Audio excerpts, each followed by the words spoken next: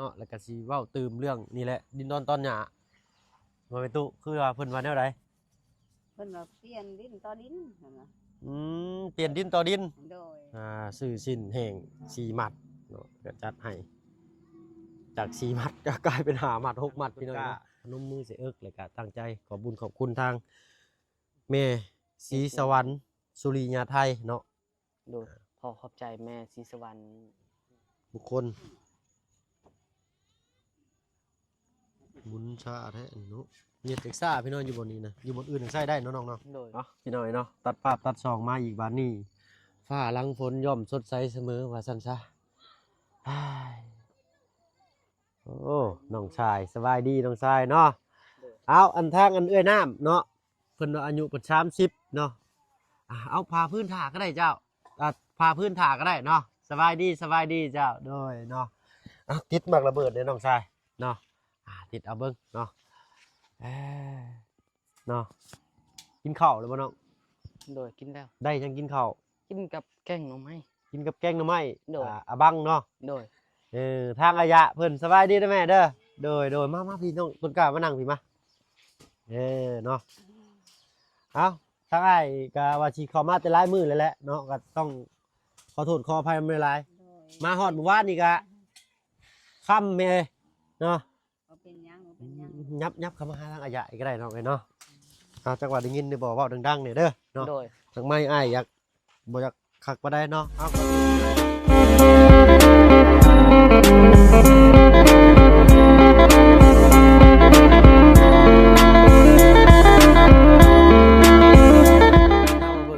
กราบทักทายเนาะกราบทักทายสบายดีผู้ใหญ่ใจะดีและ FC เบิดทุกท่านที่เข้ามารับชมช่อง YouTube บ่เพิ่งเคยละคือเก่า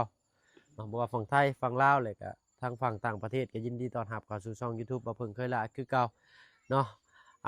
มื้อนี้ก็ได้มีโอกาสเข้ามาหาทางน้องต้นกล้าเพิ่นเนาะลิ้นจากพันกันแหละพี่น้อยเนาะไปหลายหม่องหลายบ่อนโพดมื้อนี้ก็ได้แล่นมาแต่บ้านแก่งทองแล้วก็มาหาน้องต้นกล้าแล้วก็เข้าบ้านดงเข้าบ้านสะแล้วออกจากสะแล้วเข้ามาหาน้องต้นกล้าก่อนพี่น้อยเนาะเพราะว่าทางมีทั้งปีเพิ่นมอบหมายหน้าที่ให้ทางบ่เพิ่งว่าโอ้ลมเรื่องนี่แหละดินดอนตอนหญ้าเนาะแล้วก็มีในเรื่องของสดสวยเรื่องเบื้องต้นทางน้องต้นกล้าเพิ่นเนาะก็อยากให้น้องเพิ่นมีสุขภาพร่างกายที่แข็งแรงขึ้นกว่าเก่าเนาะเพิ่มสารอาหารให้เพิ่นซั่นซะแต่ก็ยังมีทางครอบครัวอันเอ้ยน้ำเนาะสิขออนุญาตเอิ้นเพิ่นเอ้ยน้ำก็แล้วกันพี่น้อยเนาะเพราะเพิ่นว่าอายุประมาณ30ปีได้อยู่เนาะถ้าว่าเพิ่นก็บ่ฮู้ทางเพิ่นก็บ่จื้อว่าซั่นซะเนาะก็สิขออนุญาตเอิ้นเพิ่นว่าเอ้ยเลยก็แล้วกันเนาะทางประตูไปใช่เนาะไปสวนมื้อนี้ไปสวนใช้กระลับไปใช้กระลับไปใส่แห้วโดยเนาะวิถีชีวิตบ้านพี่น้อยเนาะเขาว่าเฮาบ่หาก็บ่มีกินได้เนาะไปหาปลานี่ก็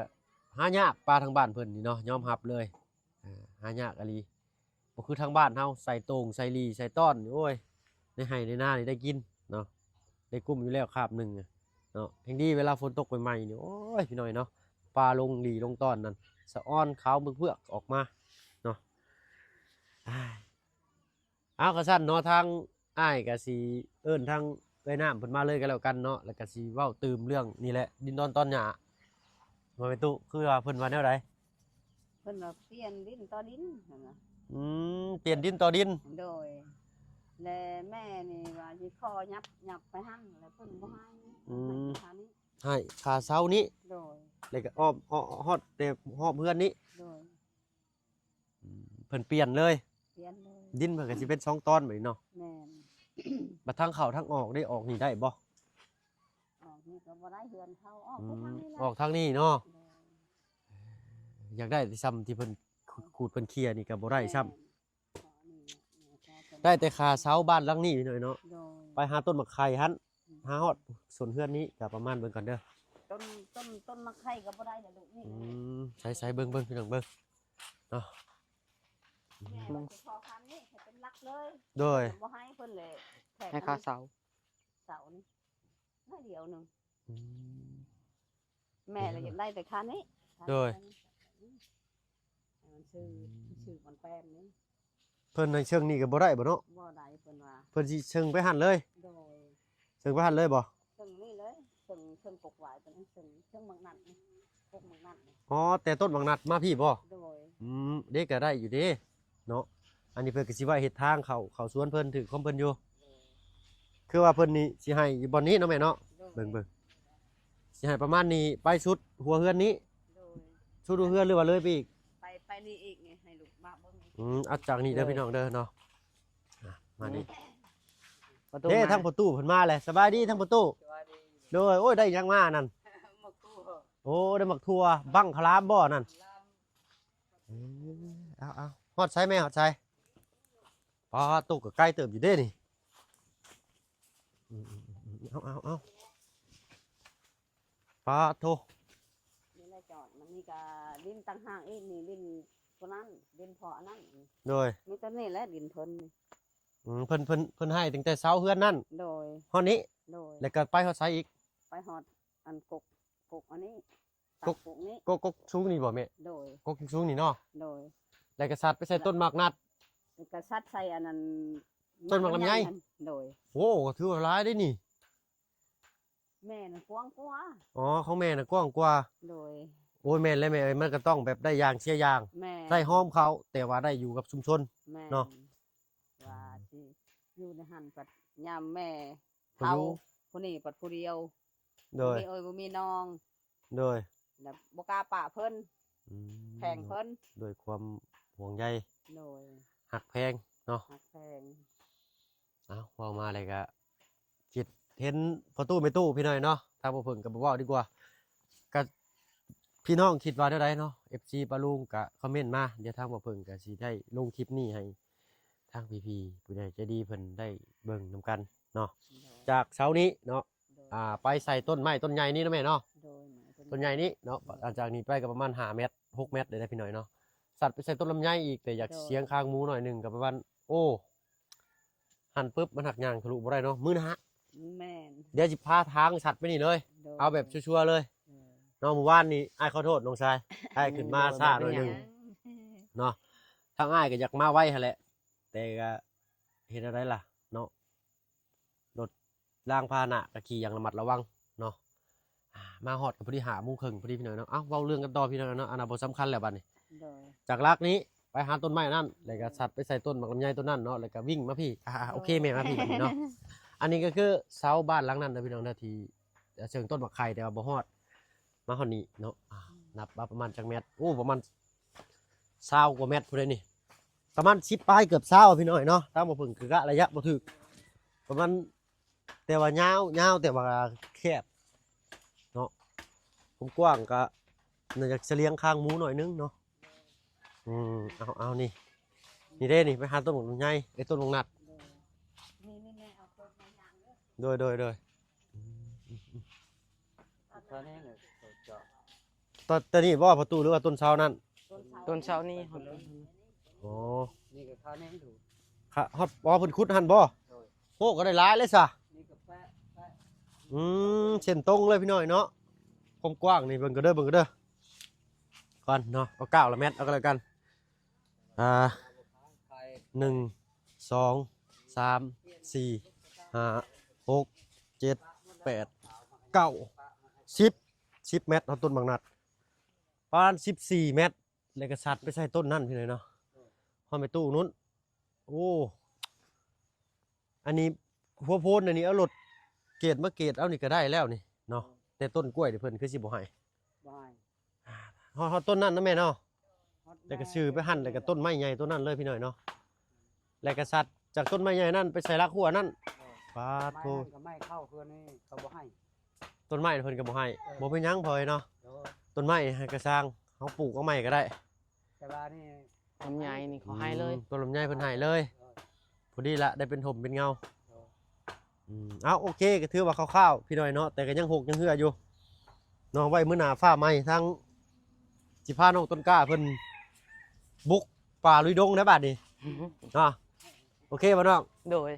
เนาะวันเสาร์อาทิตย์ถ้าว่าเฮาได้มาพบกันเจ้าสิได้ออกแข่งงานได้ โดย คอยเฮ็ดคอยกัดปัดคอยเกียร์ไปให้แล้วเนาะเอาขะสั้นก็มีแต่ทางอันเอ้ยน้ำอันวางมือก่อนก็ได้เจ้ามาพี่เนาะพี่มาพี่เนาะ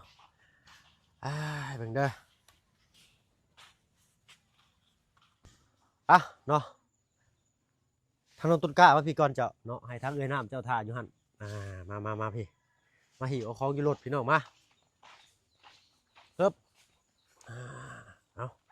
เอาได้บ่ โดยเอาได้ อันบ่ฮะเอามาเบิดเลยน้องโอเคครับเฮ้ยเยี่ยมหันละป่ะและยังอาจจะซื้อให้อันนี้ปึ๊บ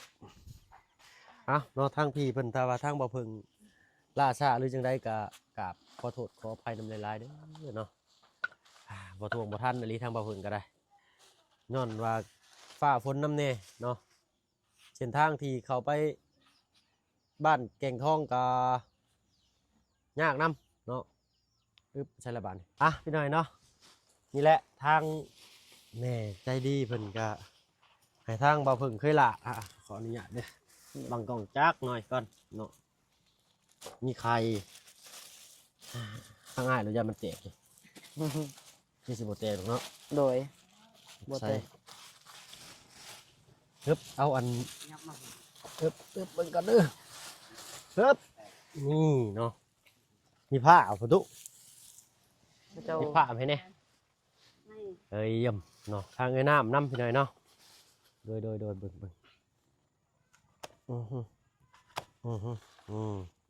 เอาอันเด้อเบิ่งคุมเบิ่งจับกันได้เอาอันนี้เนาะของเอ้ยน้ำเด้อเนาะเบิ่งโทษขออภัยนำลายๆครับขออนุญาต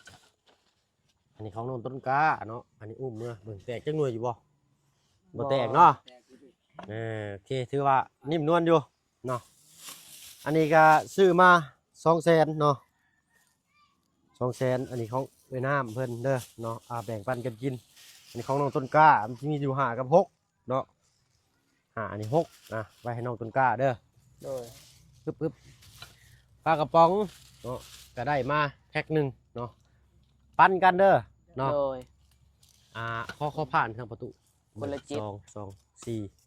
5คนละ5 คนละห้า นี่หนึ่งกระปุก 10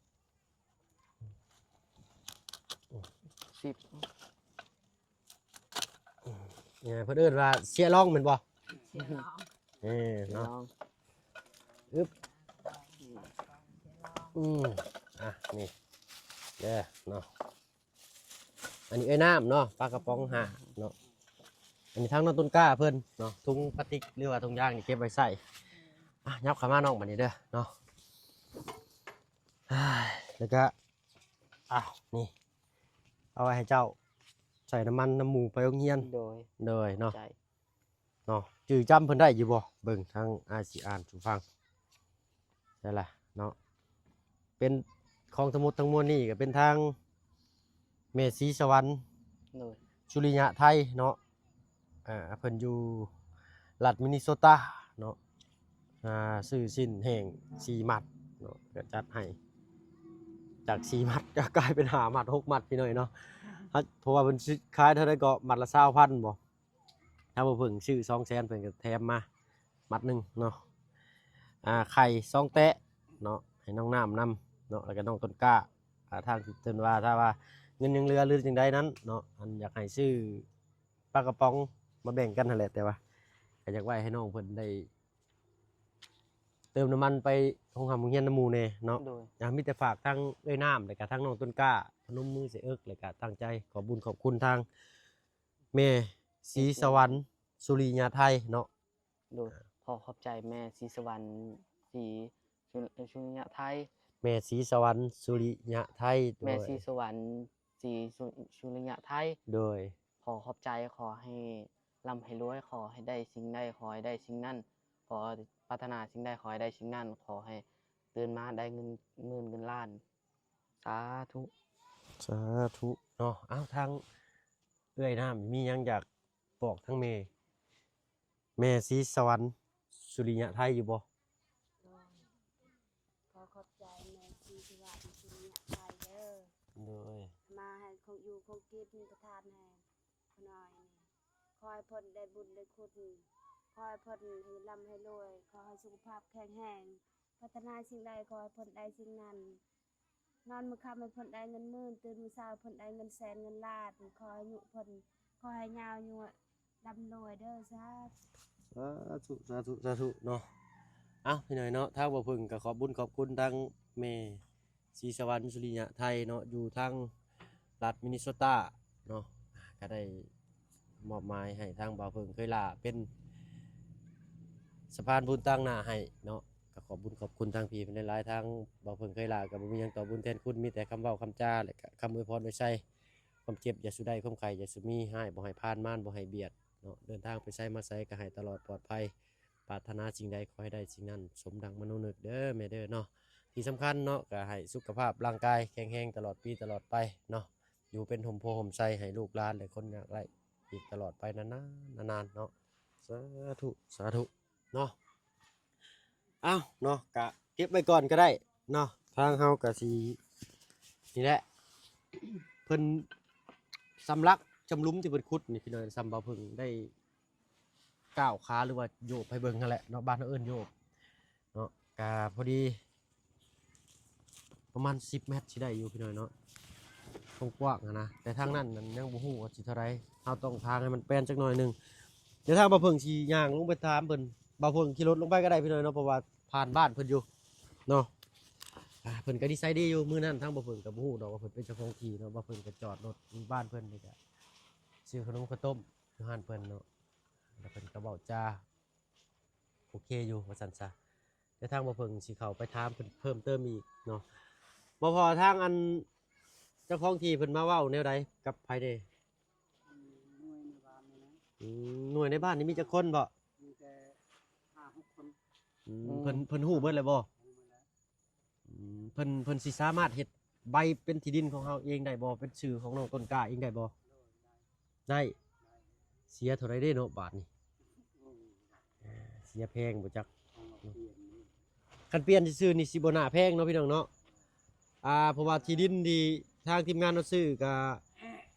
20ล้านก็สิเสียอยู่ประมาณ2ล้านกีบเนาะก็สิราวๆนี่หรือแนวใดเดี๋ยวถ้าว่าเพิ่นสิแวะไปถามเพิ่มเติมอีกจักเล็กจักน้อยเพิ่นเป็นนายบ้านบ่พ่อ เป็นหน่วย อ๋อเป็นหน่วยแต่เจ้าของที่ดินนี่เป็นพ่อบ้านบ่ บ้านนะบ่แม่น พ่อบ้านอยู่บ้านอะไร อืมพ่อบ้านน่ะอยู่บ้านอะไร โดย อื บ้านอะไร มโดย แต่ เนาะ ว่าน้องเพิ่นเป็นหน่วยนี่ น้องเพิ่นเป็นหน่วยน้องเพิ่นเป็นหน่วยเป็นนายบ้านโดยนี่เนาะเพื่อนเพิ่นอยู่นี่เนาะ เพิ่นพุ่น อืม ใกล้ๆเพิ่น อ๋อ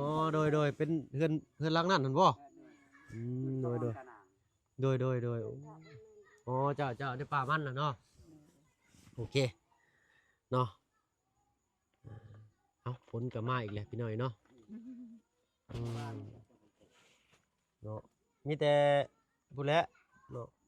รอบหน้ารอบในอาจสิเข้ามาแวะมาเวียนใหม่เด้อน้องเด้อ โดย มันมีแต่เบิ่งแยงหักแพงสุขภาพเจ้าของหลายๆเอ้ยน้ำคือกันเนาะ โดย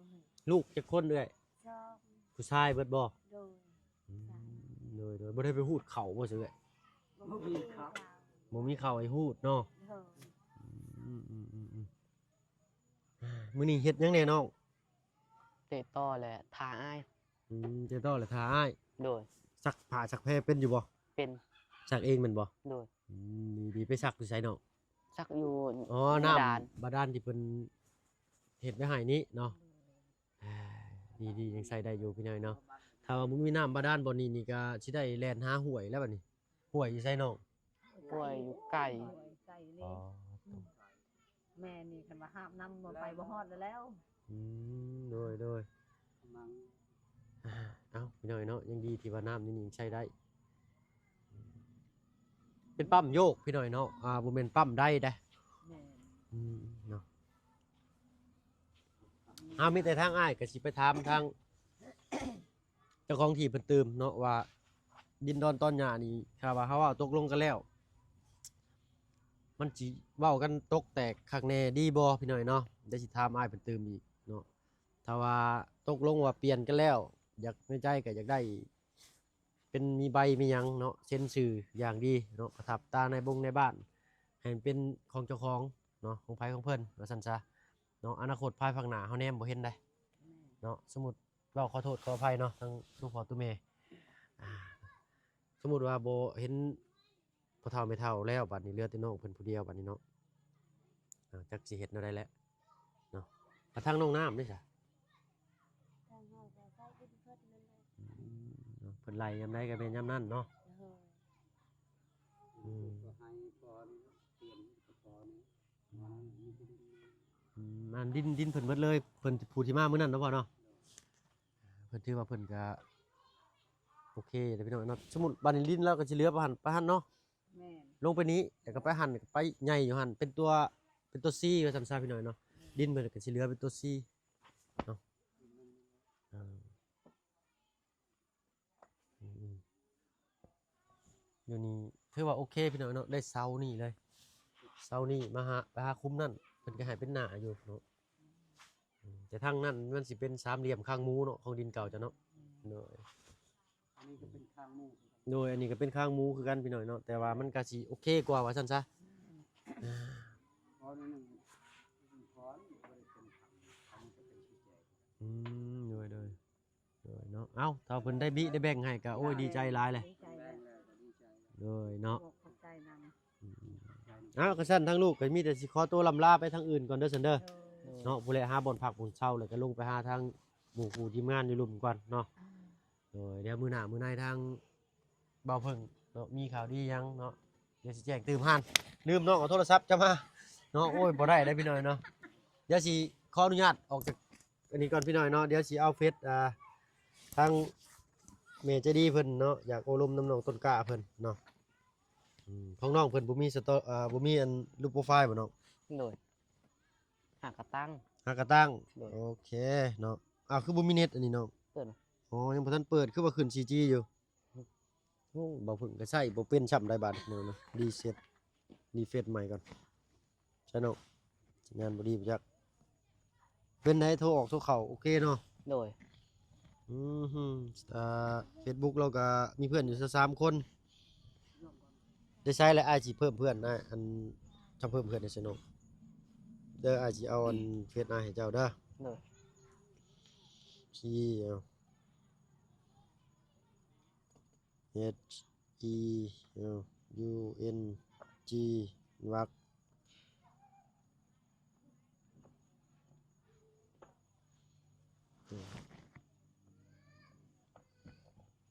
เน็ตซ่าเนาะ โดย ใช่ล่ะ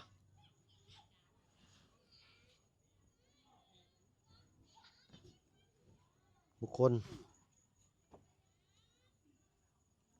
หมุนชาแท้อันเนาะเน็ตเอ็กซ่าพี่น้องอยู่บนนี้นะอยู่บนอื่นยังใช้ได้เนาะน้องเนาะ โดย ได้สมัครเป็นรายเดือนนี่ล่ะ